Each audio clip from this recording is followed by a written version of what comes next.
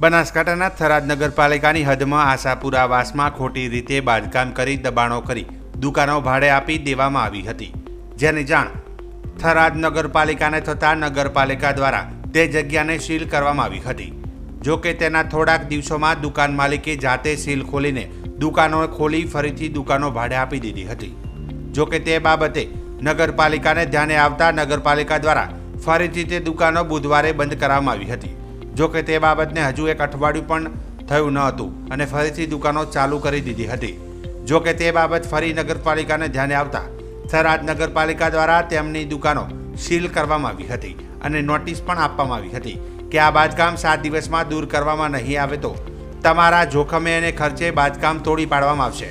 તેમજ આ બાબતે આપની સામે the Gujarat land grabbing act 2020 અંતર્ગત કાર્યવાહી કરવા માટે ભલામણ પણ કરવામાં આવશે।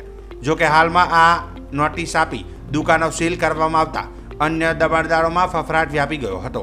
જો કે હવે જોવાનું એ રહ્યું કે 7 દિવસ સુધીમાં હવે શું થાય છે। ગેરકાયદેસર બાંધકામ બાબતે રજૂઆત મળી હતી, જેને ધ્યાને લઈને ત્યાં આગળ જઈ અને નોટિસ આપવામાં આવેલી છે અને એમને 7 દિવસનો સમય આપવામાં આવેલો છે। 7 દિવસમાં યોગ્ય ખુલાસો રજૂ કરવામાં નહીં આવે તો અત્યારથી નિયમ અનુસારની કાર્યવાહી કરવામાં આવશે।